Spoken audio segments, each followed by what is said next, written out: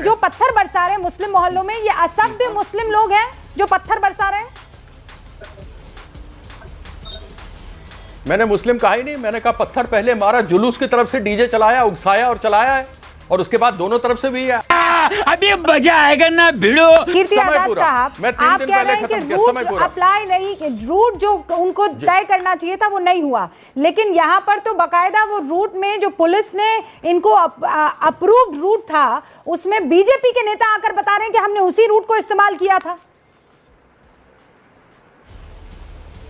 तो और आप क्या अपेक्षा रखती हैं बीजेपी वालों को? वो तो ये भी कहेंगे कि हमने 3 बजे शुरू करके 5:30 बजे खत्म कर दिया था। 5:30 बजे के बाद तो उनको जुलूस निकालनी नहीं थी, सुनो उसके बाद क्यों निकाला?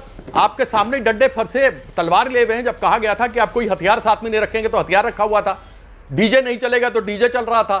तो अब आप मुझे बताइए ना, मैं कितने अच्छा, ठीक है, मुझे या ममता दीदी को या हमारी सरकार को कब तक कहेंगे? आप बिहार में क्यों, बिहार में जिस प्रकार से आप बात कर रहे हैं 6:30 बजे, 6:30 बजे मैं मान नालंदा में कि रूट अपनाया नहीं किया, वो वेपन लेकर, वो जो है डंडे वंडे लेकर जा रहे थे, वो 5:30 बजे के बाद उन्होंने जो है यात्रा अपनी शुरू की। ये तीनों बातें चलिए एक बार के लिए मैं मान लेती हूँ, और वो उस रूट से निकले जहां पर मुस्लिम मोहल्ला था, तो वो पत्थर फेंकेंगे?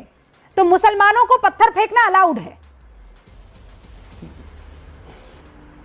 नहीं, मैंने कब कहा कि अलाउड है? मैं तो ये कह रहा हूं कि वहां मेरे हिंदू परिवार, मेरे समाज के मैथिल ब्राह्मण भी थे जो सत्यनारायण कथा करना चाहते थे।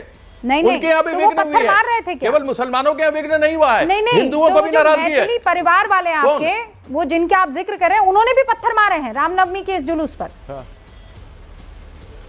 जी नहीं, जब उन्होंने देखा है कि इस तरीके से डीजे चल रहा है, तलवारें निकाली गई हैं और पत्थर इन्होंने चलाने शुरू किए हैं, तब उधर से पत्थरें चालू हुई हैं।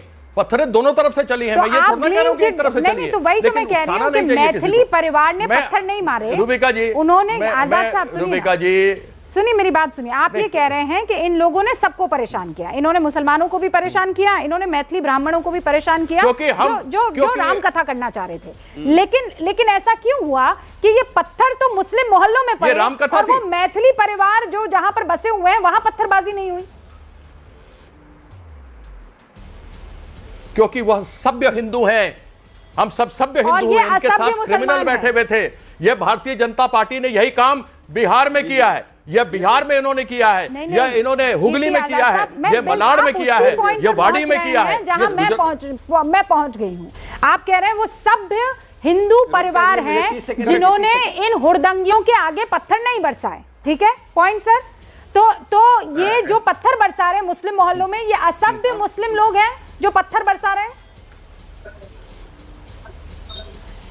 मैंने मुस्लिम कहा ही नहीं, मैंने कहा पत्थर पहले मारा, जुलूस की तरफ से डीजे चलाया, उकसाया और चलाया है, और उसके बाद दोनों तरफ से भी है। आप मेरे पर सिर्फ सीधा मुस्लिम क्यों किए चली जा रही है? मैं भी हिंदू हूँ और मुझे अपने हिंदुओं के ऊपर ये लोग जो भारतीय जनता पार्टी बैठे वो क्या? कीर्ति जी, आपने मुझे क्या कहा कि ये सिर्फ मुसलमानों को परेशान नहीं कर रहे थे, ये मेरे जानकार वाले मैथिली परिवार वालों को भी परेशान कर रहे थे।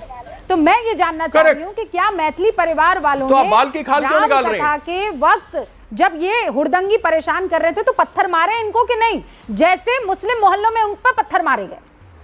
नहीं मारे ना? नहीं, मैंने बिल्कुल नहीं मारे उन्होंने। वो रहे घर में, सब लोग हैं। इनकी तरह क्रिमिनलों को थोड़ा ना लेकर के घूमते हैं, अपने घरों में रखते हैं। नहीं तो इसका मतलब पत्थर मारने वाले क्रिमिनल है ना? वो जो पत्थर मार रहे हैं वो क्रिमिनल है।